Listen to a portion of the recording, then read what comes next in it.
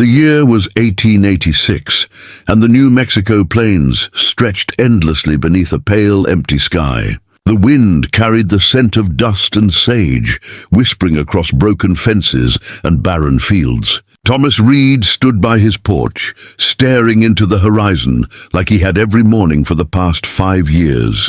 Ever since his wife passed, time had slowed to a crawl, each day bleeding into the next. His farm was dying, his heart already dead. The only thing that kept him moving was habit.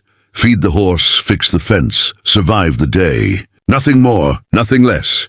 That morning the sound of wagon wheels broke the silence. A trader approached, his cart filled with blankets, rifles, and weary souls. Thomas squinted as the wagon stopped at his gate. "Need supplies?" the trader asked, climbing down. Thomas shook his head, but something in the back caught his eye. A figure bound by rope, wrists bruised, eyes sharp as broken glass. She sat silently, staring at the dirt. The trader smirked. "Found her near the Pecos, last one of her tribe, they say." "Odd times for her kind." Thomas's gut twisted. The woman looked no older than 25, her hair tangled with dust, her dress torn. But there was pride in her posture, a fire that chains couldn't crush. "What will you do with her?" Thomas asked quietly. The trader shrugged. "Sell her in Santa Fe. Maybe someone will put her to work." The words burned in Thomas's ears. He glanced at his horse, his only companion since the war, and then back at her. Without thinking, he said, "I'll take her." The trader laughed but took the deal. When the wagon disappeared down the trail, Thomas stood alone with her. The wind howled between them, wild and uneasy. She didn't move, didn't speak, only glared at him as if daring him to come closer. "You're free," he said, cutting the rope from her wrists. She rubbed them slowly, wincing, but her eyes never softened. "Why?" she asked, her voice low, melodic even through the pain. Thomas looked toward the setting sun. "Because no one deserves to be owned," he said simply. "Not anymore." That night rain rolled over the plains, soft at first, then heavy. Thomas lit a fire in the hearth and brought her food, bread, beans, and a tin cup of water. She sat near the fire, refusing to eat, her back straight, her gaze distant. Thomas didn't press her. He understood walls made of silence better than most. Hours passed before she finally spoke. "You didn't buy me," she whispered, eyes flickering toward him. He nodded, tired but calm. "No," he said. "I just couldn't let you die alone." Days passed before she spoke again. She helped fetch water, carried firewood, and slept on a blanket by the fire. Her movements were slow, deliberate, like someone who'd forgotten what safety felt like. Thomas never asked her story, and she never offered it. At night, she would hum soft, wordless songs that echoed like ghosts in the cabin. Sometimes Thomas caught her staring at the stars through the window, her lips moving as if whispering names to the sky. He wanted to ask who they were, but something in her silence told him not to. One evening, he came in from the fields to find her tending to the small vegetable patch behind the house. The same patch his wife once kept. The memory hit him hard, but when she turned, her expression wasn't pity, it was purpose. "It needs care," she said simply. Her English was broken, her accent heavy, but her meaning was clear. For the first time in years, Thomas felt something stir inside him, life returning, small but certain. "Then we'll care for it," he replied. And from that day, they worked side by side. He learned her name one night by the fire. "Nita," she said softly, fingers tracing the rim of her cup. "It means bear. My mother said it is strength." Thomas nodded. "A good name." She tilted her head. "And yours?" "Thomas Reed," he said. "A name with no meaning left." She frowned. "Then I give you one." Her hand pressed lightly against his chest. "Tahone. It means heart that waits." He didn't know what to say, only nodded and looked away, pretending the firelight was what made his eyes burn. As weeks turned into months, their strange companionship deepened. The townsfolk who rarely visited whispered that Thomas Reed had gone mad, keeping an Apache woman on his farm. Some said she'd curse his crops. Others said she'd kill him in his sleep. But Thomas didn't care. For the first time since his wife's death, the house didn't feel hollow. Nita spoke more each day, asking about farming tools. about the sound of rain on wood, about the way snow looked when it first fell. She listened with quiet wonder, and Thomas found himself wanting to describe everything just to see her smile. One morning, they were repairing the fence when a rider appeared, a deputy from town. "You harboring a native here?" he asked, his tone sharp. Thomas stepped forward, his voice calm but firm. "No law says she can't be free." The deputy spat on the ground. "Maybe not, but folks don't like it." Thomas's jaw tightened. "Then tell folks to stay off my land." When the man finally rode away, Nita watched Thomas silently. Later that evening, she left a small bundle on his table, a handmade necklace woven from dried grass and tiny stones. "Protection," she said simply, "from cruel hearts." That night, as the fire cracked and the wind hummed outside, Thomas realized how much she had changed the rhythm of his life. The farm was still poor, but laughter had returned to the air. She was no longer the frightened woman who refused food. She sang softly when she worked, her voice steady and warm. One evening, as thunder rolled across the plains, she asked, "Why you save me?" He looked at her and smiled faintly.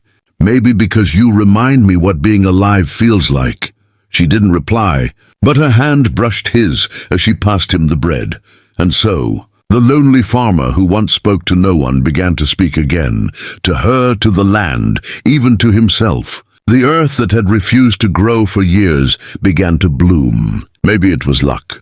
Maybe it was Nita, but in that quiet house, beneath a roof patched with tin and hope, two broken souls had begun to heal. Neither had planned for it. Neither needed words to explain it.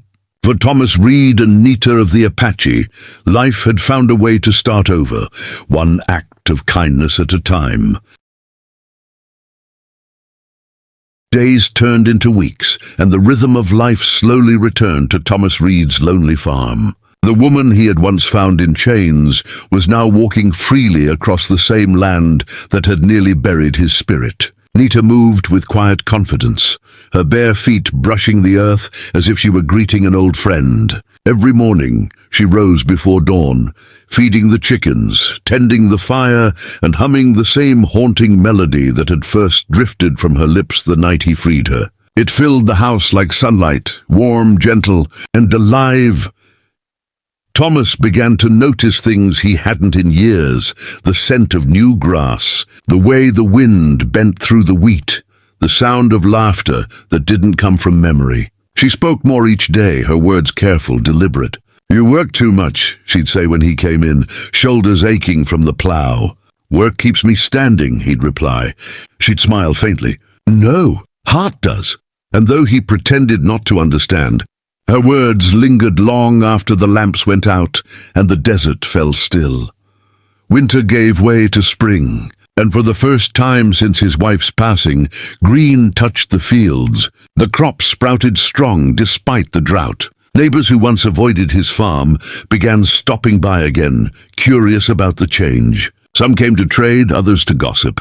"That Apache woman of yours," one man said with a grin, "you got her trained right, huh?" Thomas's jaw tightened, his voice cold. "She's not mine," he said. The man laughed, but he didn't return. That night, Nita noticed the tension in his shoulders, but said nothing. She simply placed her hand over his, steady and sure.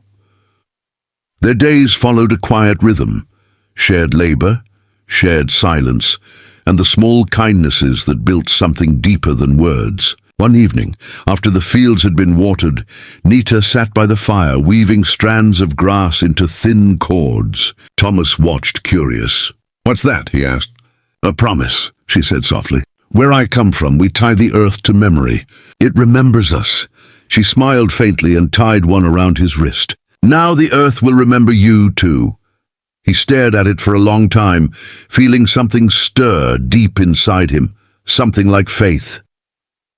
Sometimes at night, she would tell stories. Her voice carried the weight of the old world, of rivers that healed, of mountains that guarded souls, of the wind that carried prayers. Thomas listened, captivated. When she spoke of her people, her tone changed, filled with both grief and strength. "You miss them," he said once. She nodded.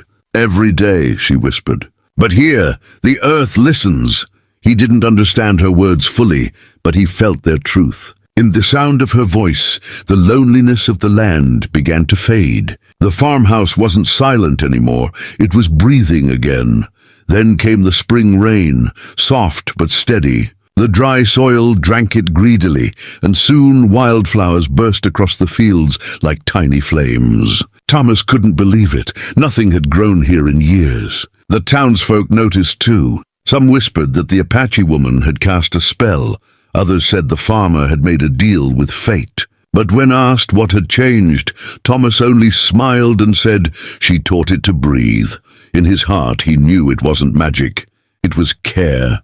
She treated the land the way she treated life, with patience, love, and the courage to hope again. One afternoon a group of riders appeared on the horizon, traders passing through. Among them was a face Thomas recognized, the same man who had sold Nita months ago. He dismounted with a smirk. "Didn't think she'd last this long," he said, spitting into the dirt. "You still want her? I could take her off your hands." Thomas's eyes darkened. "She stays," he said. "You step foot on this land again, and you'll answer to me." The trader laughed, but when he saw Thomas reach for the rifle by the porch, his laughter died quickly. They left before sundown, never to return. That night, Nita stood by the window, her expression unreadable. "You risk for me," she said. "Why?" Thomas hesitated. The fire cracked softly behind him. "Because I'd rather fight for something that matters than live empty again." She turned to him, her pale eyes reflecting the flames.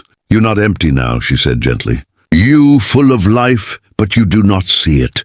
She reached out and touched his face, her hand warm and sure. "You gave me freedom. I give you your heart back."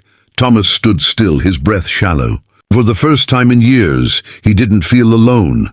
Days bled into weeks, and their bond grew in quiet, unseen ways. They never spoke of love, but it lived between them, in the way he saved her the first cup of coffee, in the way she waited for him by the gate every night. One morning, Thomas found her sitting by the edge of the field, her fingers tracing the grass. "I hear them," she said softly, "the ones I lost. They are not gone. They whisper in the wind." He sat beside her without a word. The wind rustled through the flowers, and for a brief eternal moment they listened together. As summer ripened, life on the farm flourished. The harvest came early, rich and full. The land that once refused to grow had found its rhythm again. Nita laughed more now, small, quiet bursts that filled the house with warmth. Thomas found himself smiling more too, though he never said why. One night as they sat beneath the wide desert sky, she said, "You are different now." He looked up at the stars. "You changed me." She shook her head, her hair catching the moonlight. "No, you just remembered who you were before the sorrow." And somehow, she was right. When autumn came, a chill settled over the plains.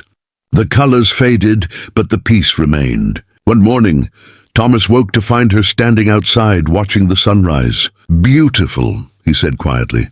She nodded. "The earth breathes again."